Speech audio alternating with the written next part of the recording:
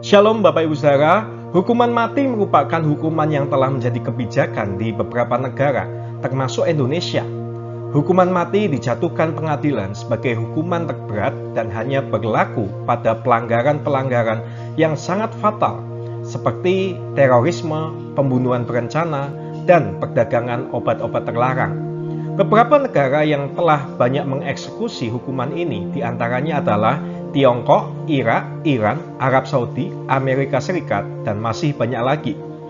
Tiongkok adalah negara yang paling banyak menjatuhkan hukuman mati setiap tahunnya, hingga sampai ribuan, dan mayoritas dikarenakan kasus seperti pembunuhan dan perdagangan narkoba.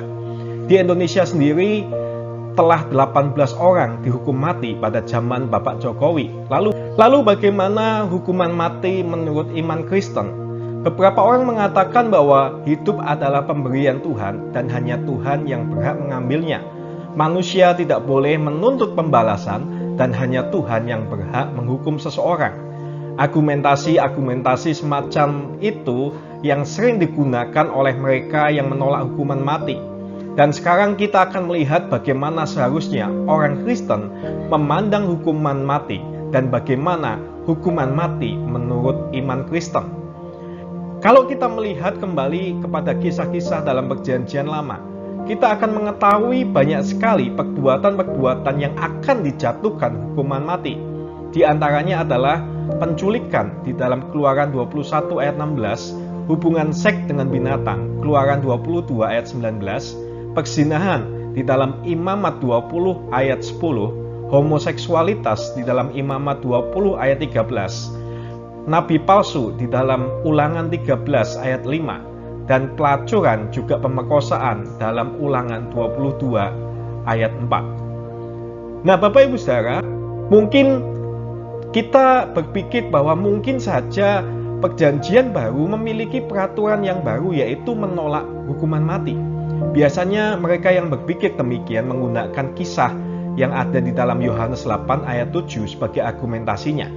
Di situ diceritakan bahwa Tuhan Yesus terlihat tidak setuju dengan hukuman rajam yang akan dilakukan oleh orang Farisi kepada wanita yang berbuat zina. Namun alasan Yesus melakukan hal tersebut sebenarnya adalah untuk mengungkapkan kemunafikan orang-orang Farisi yang suka menghakimi dan sengaja menjebak Yesus untuk melanggar hukum Perjanjian Lama. Dan ada teolog yang mengatakan juga bahwa sebenarnya Yesus sedang melawan diskriminasi terhadap wanita. Dalam hukumnya, apabila sepasang kedapatan berzina, maka keduanya akan dihukum. Namun di sini yang dihukum hanyalah pihak wanita. Jadi bisa disimpulkan bahwa cerita ini tidak bisa dijadikan dasar bahwa Yesus menolak adanya hukuman mati. Nah, coba kita lihat di dalam Kejadian 9 ayat 6 yang berbunyi, siapa yang menumpahkan darah manusia, darahnya akan tertumpah oleh manusia, sebab Allah membuat manusia itu menurut gambarnya sendiri. Banyak orang yang menolak adanya vonis mati dengan alasan hak asasi manusia, yaitu bahwa manusia berhak untuk hidup, atau yang lebih religius lagi, yaitu bahwa manusia yang berdosa berhak mendapatkan pengampunan dosa di dalam Kristen. Maka perlu diperhatikan lagi ayat di atas bahwa siapa yang menumpahkan darah manusia, darahnya akan tertumpah oleh manusia. Misalnya pembunuhan atau terorisme, bukankah pelaku telah melanggar hak hidup orang lain? Nah, kita juga bisa melihat dari sisi lain bahwa dengan hukuman mati tersebut kemungkinan dapat menyelamatkan hak hidup yang jauh lebih banyak. Dan dengan dihukumnya satu orang, akan ada banyak penjahat-penjahat di luar sana yang akan menjadi jerak dan takut pastinya. Nah, Bapak Ibu Saudara, memang benar bahwa manusia seharusnya menerapkan hukum kasih terhadap sesama, senantiasa memaafkan dan memberi pengampunan. Namun mungkin kita bisa melihat konteksnya dan mempertimbangkan dari berbagai sisi.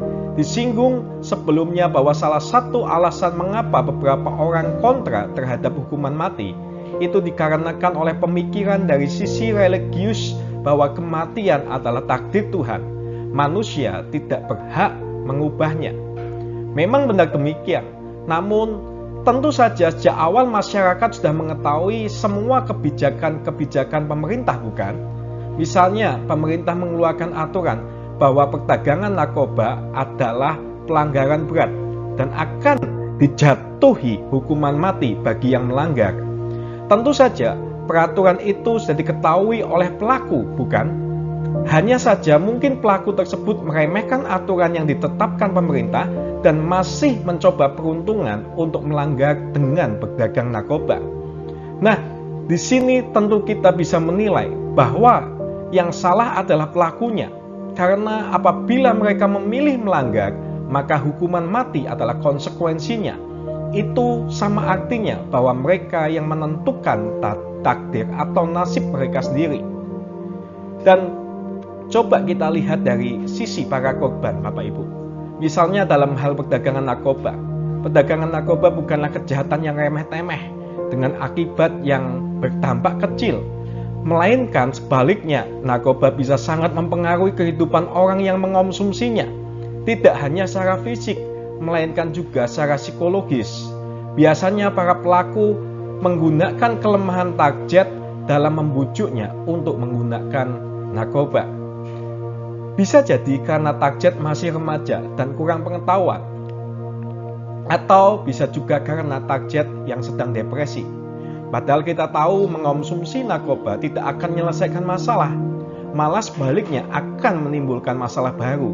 Sehingga perlu penanganan yang serius untuk menghentikan penyebarluasan narkoba. Dan tindakan yang pemerintah ambil adalah dengan hukuman mati. Mungkin pemerintah tidak akan menyelamatkan satu jiwa, tapi dengan hukuman mati, pemerintah akan lebih banyak menyelamatkan jiwa yang lainnya.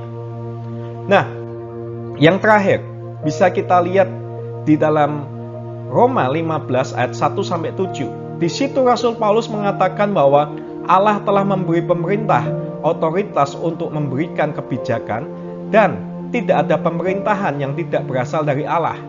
Justru tidak Alkitabiah mengklaim bahwa Allah menentang hukuman mati dalam segala hal. Jadi jangan menganggap bahwa dengan adanya hukuman mati, maka itu artinya tidak mengasihi atau tidak menerapkan ajaran hal mengampuni dalam Alkitab.